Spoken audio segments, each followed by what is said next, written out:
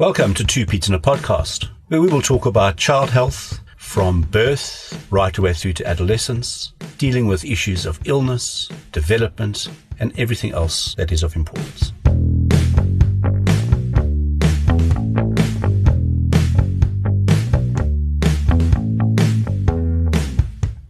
Hello, everybody, and welcome back to Two Pete's in a Podcast. This is our 6th episode. And Michael, how are you today? I'm good, thanks. And you, Simon? Yep, good. Good. So I thought, shall we speak about noses and who knows about noses? I think so. Noses and runny noses and why runny noses happen. It's a bit on the nose, you know? Absolutely. Okay. So one of the things we deal with a lot is children, especially babies, with blocked noses. So I think let's first of all kind of have a look and say, the nose is what? The nose is not just a thing that you breathe through. The nose and the sinuses that are connected to it, in fact, form functions of humidifying the air. So it's probably the best humidifier in the world, number one. It is. And what it also does is it filters out any of the debris in the air, all the pollutants and the muck in the air that we don't want to be breathing into our lungs. And it does that by having little hairs. And it does it by producing mucus. So that whole passageway from the tip of your nose right the way down into the tiniest area of both your lungs actually produces mucus all the time. Or snot. Well, you can call it that, exactly. Snotty mucus, snotty noses. Yes. And it's there because that helps to trap the mucus. Yes. Okay. And then it comes out on fingers and noses and cheeks that you have to wipe incessantly, especially when they're sick. Yes. So what is a normal amount of mucus?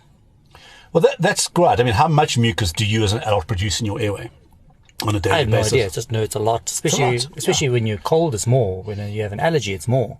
And that's because your body responds by producing more. That's exactly the point. I think that's exactly what the point that I think we must make.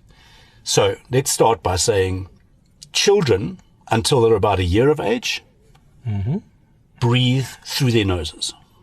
They're called so do obligate. we, but yeah, they obligate. can only breathe through their noses. So the only time they're going to breathe through their mouth is when they're crying. Yes. So that is why it is essential in these young babies to keep the nose open, because not only is they going to find it difficult to breathe, but they're not going to be able to feed.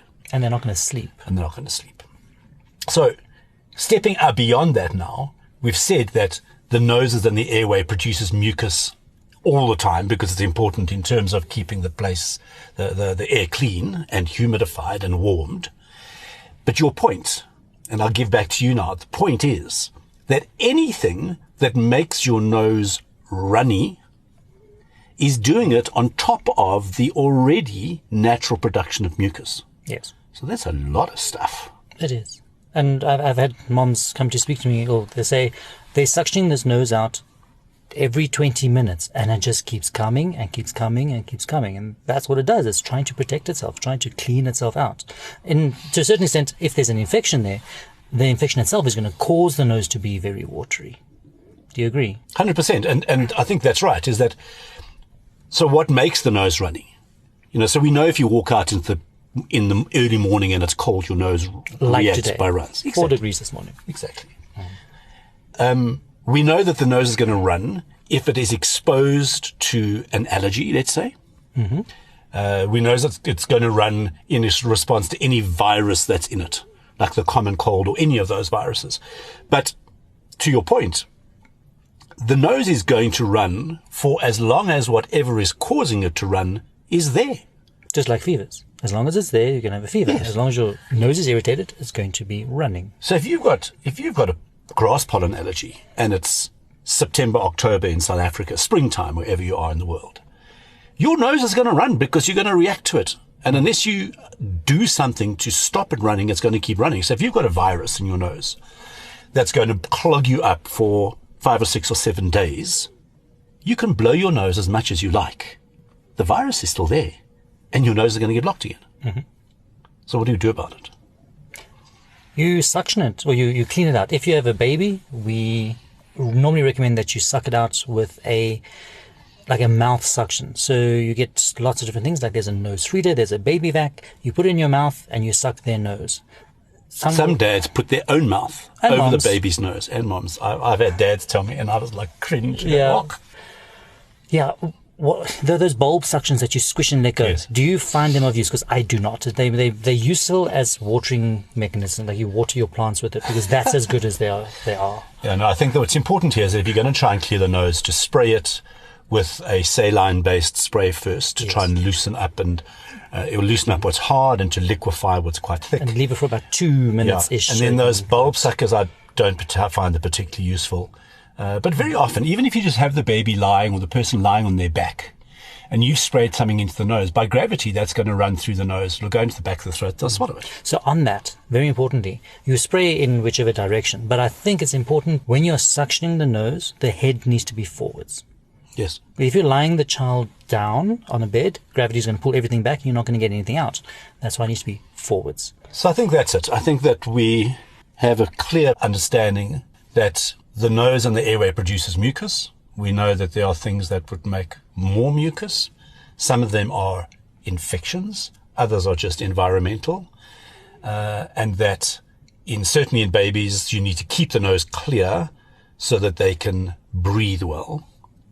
Mm-hmm. And there is absolutely no problem in spraying the nose with some saline when it's very clogged up and suck it out. How often would you say? I normally say 3 hourly, but if you need to, it's not going to hurt the nose. So what I find a lot is that during the day when the children are up and about, it's very easy just to wipe the nose, and they're much less bothered by their blocked nose. But at night and when they're trying to feed, so that's really what it's about. So again, before every feed, if their nose is blocked, if they need to, yes, but certainly when they're going to bed at night, try and get the nose clear.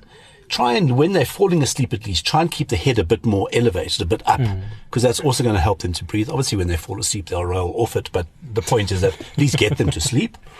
And that's how I do it. So I would kind of say probably less during the day, much more at night time so everybody can sleep. But don't rush for any kind of syrup, medication, as your first line of attack to stop a runny nose. Rather deal with it locally in the nose. Yeah, but we'll go through that in our third part where we're going to go through treatment.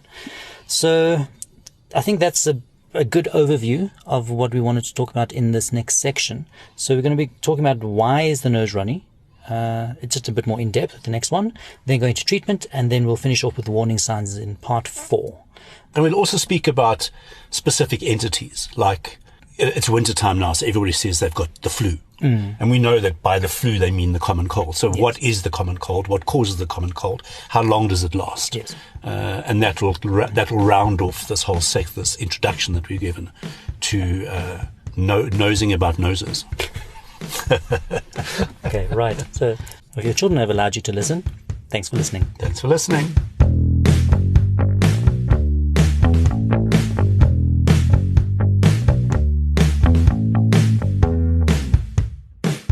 Thanks for listening.